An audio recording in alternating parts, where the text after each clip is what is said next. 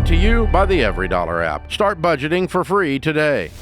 My husband is kind of, he's like a crazy spender, and I think I'm being lied to. I know we're behind on a mortgage, and it's just been tough.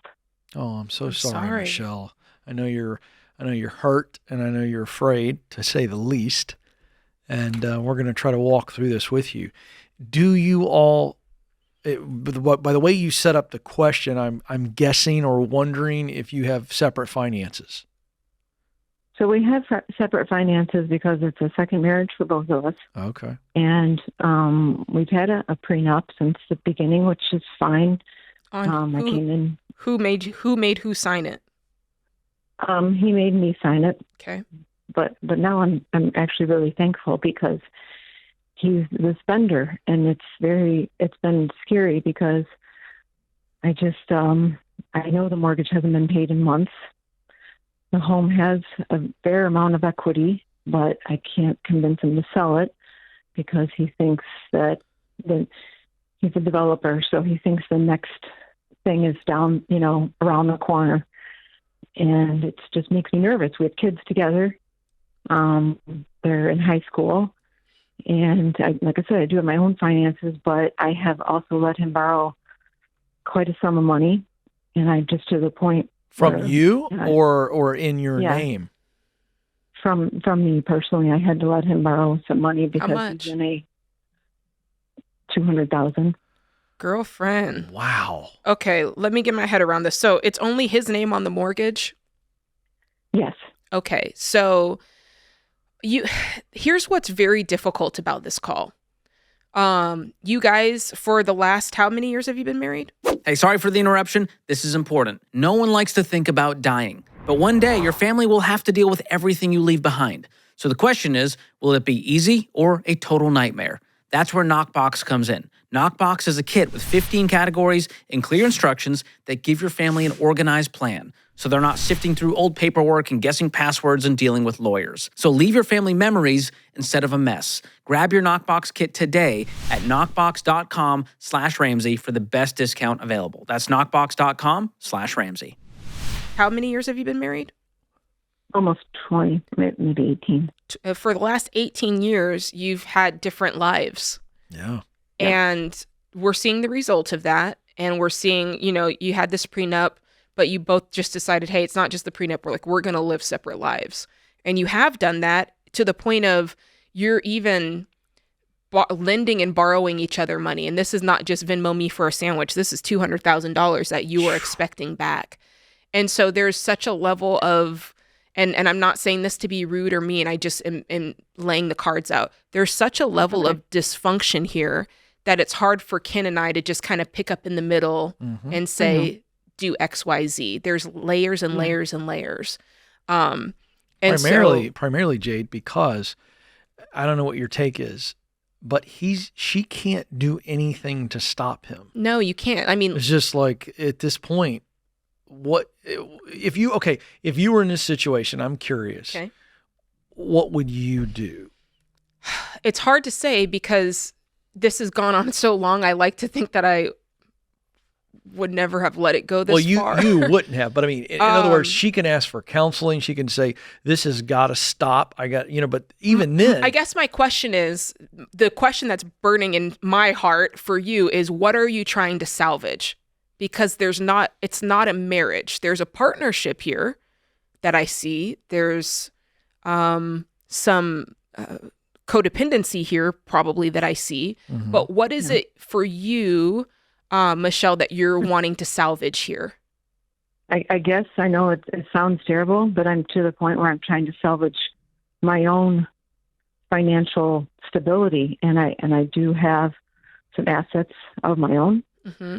And I have some other money of my own. Well, here's the good news to that objective. If he loses the house, that doesn't affect you financially. Now, it doesn't affect you, but this thing is so weird, as Jade has pointed out. Can I ask another question, Michelle? Yeah. If it weren't for the kids, like if the kids were out of the house, would you still be married to this guy? Yeah, that's a good question. Fair question. I don't know. I don't. It's just. Is there any fear of him he- leaving you? Oh no.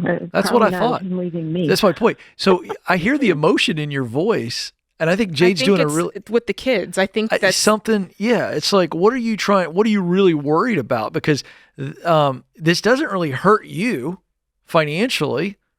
No, but there's 18 years of relationship. There is a relationship. It's not healthy, but there's 18 years of relationship there. So I get it, and anything can start to feel.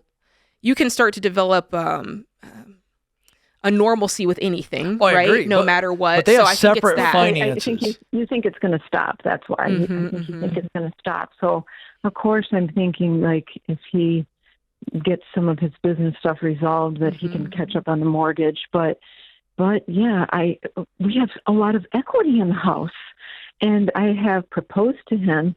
Maybe we should sell the house. I said, it's fine.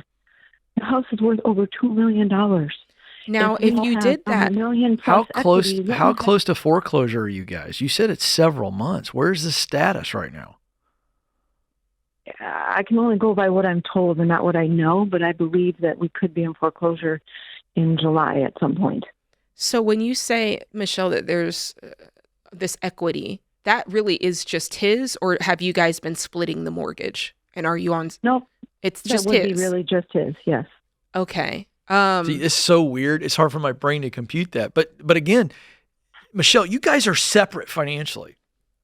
So you're calling us, and honestly, you shouldn't be worried about any financial damage because you guys are already been living for 18 years completely independent of each other, other than Christmas gifts, right? I mean, yeah. Oh no, I don't get those. So really, but we pay the yard guy and the cleaning crew and pay. That's what of course boils me over further. I said, well, if we can't do groceries or we can't do things, for the holidays. No, but wait. You can do groceries. You already buy your own, correct? Well, that is true. Who knows what I've spent? I mean, not that I don't. I'm fine with paying for. This relationship is so jacked up that you guys got to get into counseling on this. You got to ask him, because here's the deal. My guess is he's waiting to the absolute last minute to sell the house. Is that what it boils down to? But again, this is so separate. You guys are so separate. You're calling us going, what do we do together? And it's like, you're not even together. Yeah, it's a marriage counseling discussion. Yeah. But it sounds like, tell me if I'm deriving the right thing here. For you, the biggest benefit is, hey, I need this guy to sell the house so I can get my $200K back and I can roll out. Well, I'd probably admit to that. There's a little bit of that. Listen, I am not judging you. I'm not judging you at all. I actually think the best, and I'd hope you'd give her the 200. But I think the best thing for you, Michelle, is to sit out and be 100% brutally honest with what you want out of this. I agree. That's why I'm asking you tough questions, because if you can walk out of here having said the words, I wouldn't even be with this guy if it wasn't for these kids. Truthfully, I just want my $200K so I can get out. I don't need him financially. I have my own two legs to stand on. Yeah. That kind of tells a story you've never mentioned in this call, wanting to save anything, any affection towards this guy. And when I asked her, I go, are you worried about him leaving? She's like, no. Yeah. I think this guy's got it so made with you that I think he needs a wake-up call. Well, I mean, look, I think we're all human. We don't want to admit to failure, and we don't want to give up. I mean, I do care about him, but he's kind of his own worst enemy. Constantly. I agree. By the way, digging his hole, and I'm like, stop with the effing hole. Like, there you go. You've checked out, girlfriend. I like that statement, but we're not saying give up and walk away. We're saying put an ultimatum down. If you want to be married to me, we are going to therapy and we're going to try to work through this.